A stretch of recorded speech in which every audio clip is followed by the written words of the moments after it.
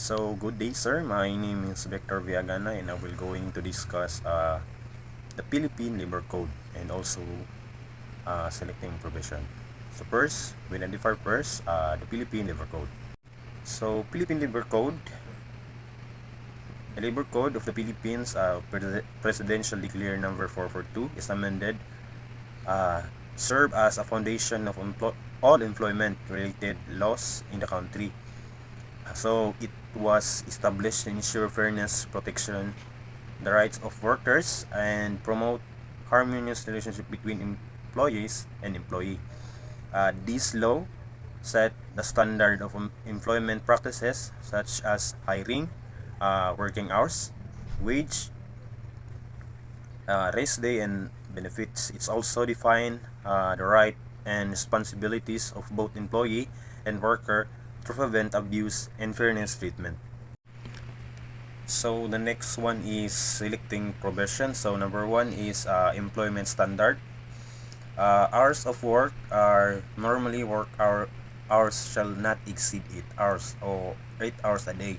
So for overtime pay, work can be an 8 hours is paid with additional 25% for hourly rate. So for the night shift, differential, so plus 10% of regular wage for work between 10 p.m. and 9 a.m. So the second one is wage and benefits. So minimum wages. So no employee should be paid below the prescribed regional minimum wage. So diri sa Davao karon is ang minimum wage sa Davao karon is 550 ay 510. So dili sila dapat mubaba.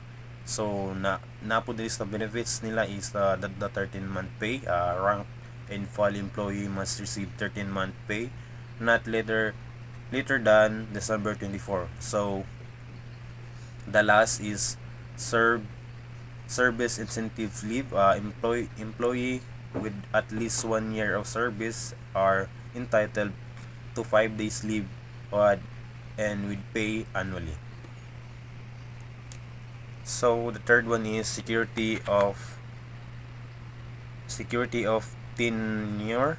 Employee cannot be dismissed without just cause, misconduct, neglected of duty, or unauthorized cause, redundancy, and retrenchment. Due process notice and hiring is required before the termination. So for number 4, right of self-organization and collective bargaining. So workers have the right for union and association. Union may negligible for better wages, working condition, and benefits. So the number 5 is health and safety. Employee must comply with occupational safety and health standard or OSHO, and also PPE, medical service and accidental report are required. So lastly is number 6, women and special workers. Maternity leave for mabuntis ang babae is 105 days with pay for female employees. Paternity leave 7 days with pay for married and male employees. Parental leave for solo parents up to 7 days. Protection against discrimination based on sex, age, or disability.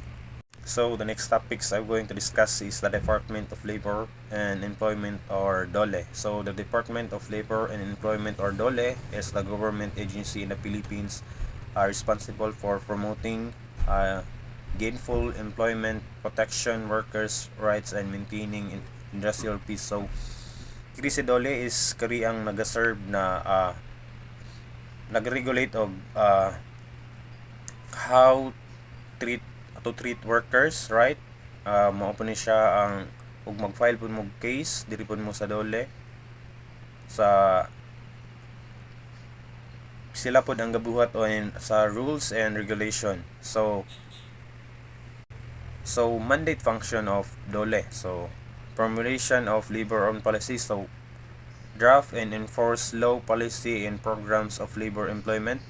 And secondly, protection of workers' right to ensure compliance with labor code standards, wages, benefit, and safety. So employment facilitation, provide job matching, skills training, and overseeing employment assistance. And also social protection, ensure workers have access to SSS, PhilHealth, and other benefits.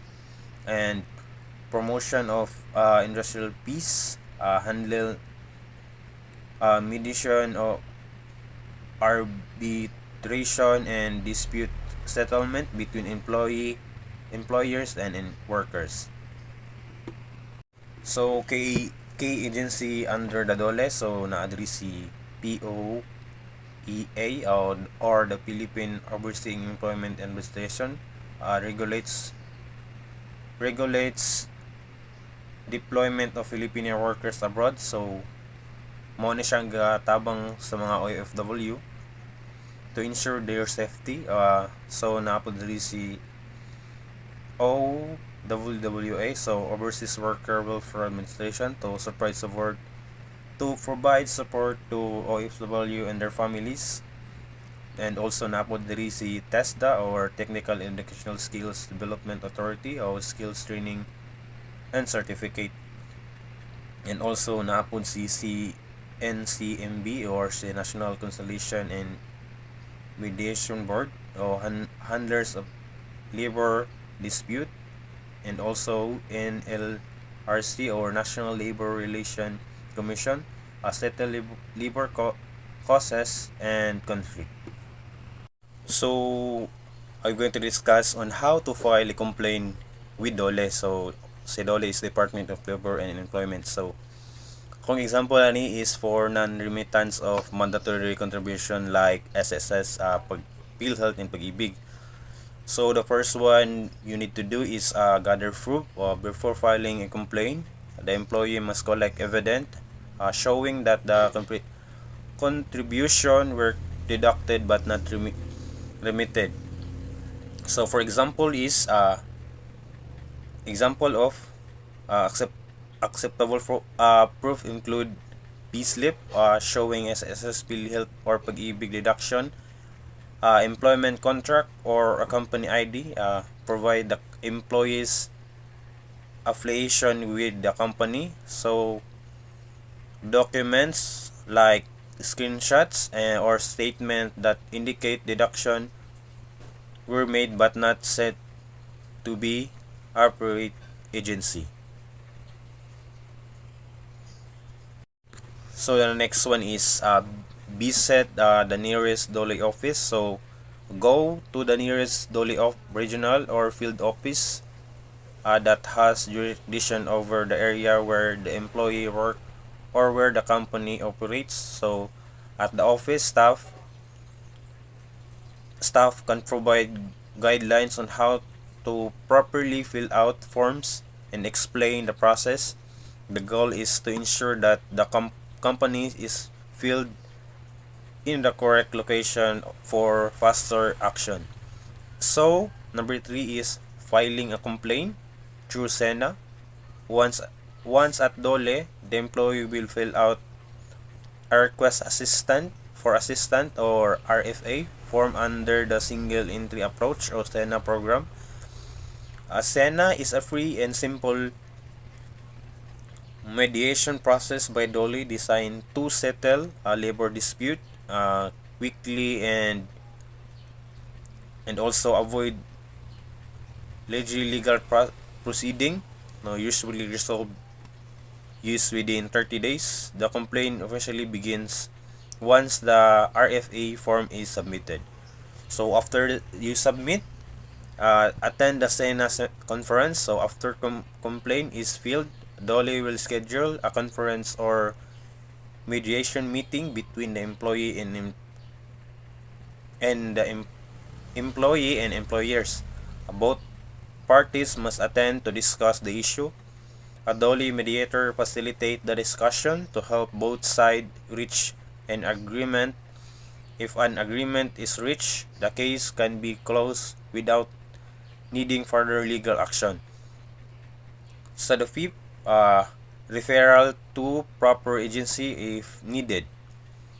If the issue cannot be settled through SENA or if involves specific government contribution, DOLE will refer the case to the appropriate agency.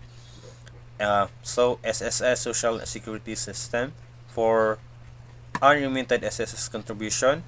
So PhilHealth for unremitted PhilHealth premiums. So Pag-ibig funds for unremitted Pag-ibig savings or loans. This agency have the authority to impose penalties, collect unfilled contribution, and hold employee accountable. So for the summary, filing a complaint with DOLE ensure that the employee rights are protected and the employee fulfill their legal obligation. This process encourage dialogue and resolving before taking stricter legal measure, reflecting DOLE's goals of maintaining fairness and harmony in the workplace. That's all, and thank you. Hi everyone, by the way, I'm Sarah Alo. I am the one to report the employees' relations and discipline. So, employees' relations and discipline is refers on the relationship between the employee and the employees in the workplace. So, it includes how management and staff interact, communicate, and work together to achieve company's goals. So, good employees' relations are essential for maintaining harmony, productivity, and mutual respect in the organization. Next is the importance of labor relation. So labor relation refers to the relationship between employers, employees, and their representatives like unions. So concerning workplace right, duties and responsibilities, good labor relations are essential for a stable, productive, and harmonious work environment. Next is importance of employees relations. So first is promote a harmonious workplace. So promotes a harmonious workplace. It is a good relations, reduce conflict and build cooperation among workers and management. So second is improves productivity. So improve productivity is satisfied and motivated employees work more efficiently and stay committed to their tasks. Third is ensure compliance with labor laws. So, ensure compliance with labor laws. It helps the organization follow labor rules and avoid conflict or legal disputes. Fourth is encourage open communication. So, encourage open communications. Employees feel free to share their opinions, making it easier to solve problems early. Fifth, support conflict resolution. So support conflict resolution, it provides system for addressing issues fairly and peacefully. So six is foster employee morally and loyalty. So foster employee morally and loyalty. Employees who feel valued are more loyal and committed to their company's success. Employees disciplines. So employee discipline, it is a process of managing behavior performance to maintain order and uphold company's rules. It is not just about punishment, but about guiding employee toward better conduct and performance. Effective discipline ensure fairness, accountability, and professionalism in the workplace. Next, I want to discuss the preventing employees misconduct. So, employee misconduct is referred to any action or behavior that violates company policies, rules, or ethical standards. So, example is tardiness, insubordination, dishonesty, harassment, or negligence. So, preventing misconduct is crucial to maintain a safe, respectful, and productive work environment. Next is the ways to prevent misconduct. So first is clear policies and rules. So clear policies and rules will create written policies that define acceptable and unacceptable behavior. So also provide these guidelines in the employee handbook or during the orientation. So next is effective communication. So effective communication, it's regularly reminds employee of company rules and ethical standards. So it encourage open communication or employees can raise concerns safely.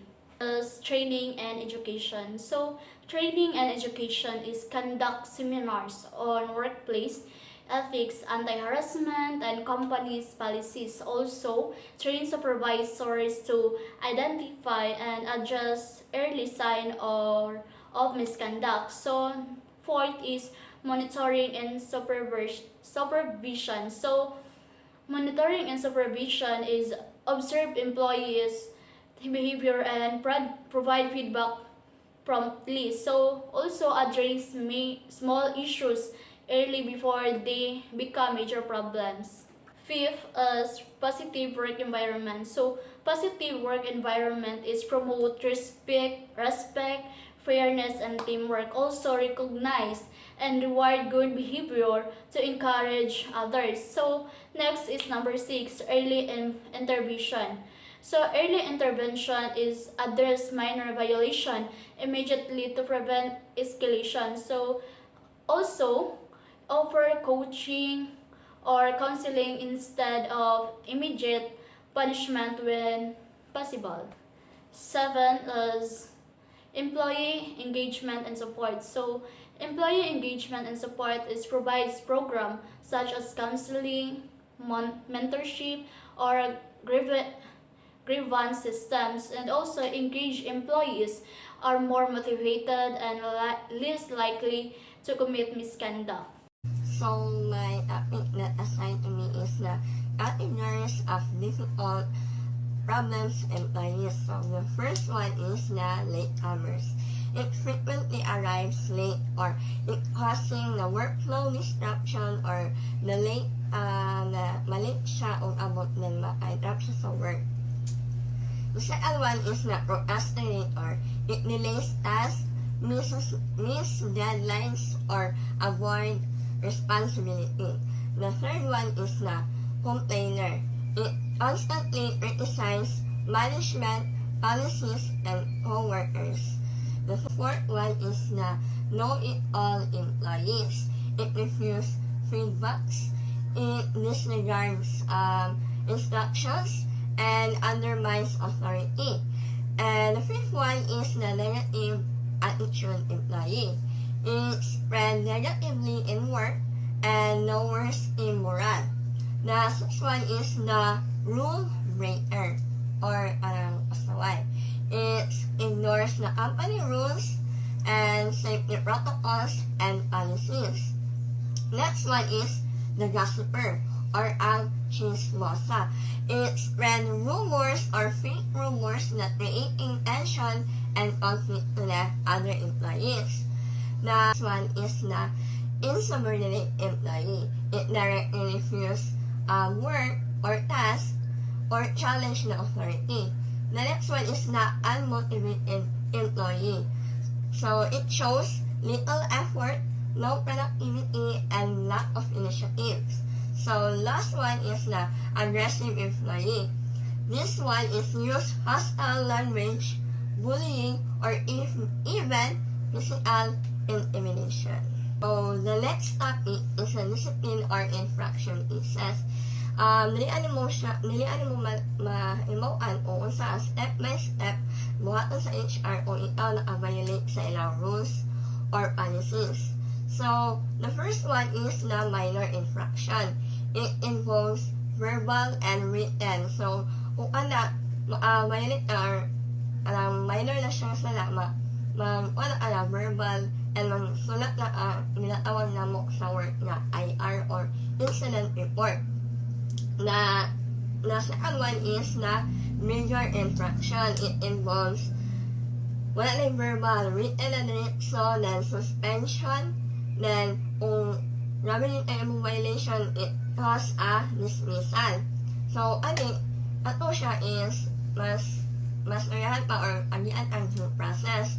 Pero, the third one is the grave or the serious infractions.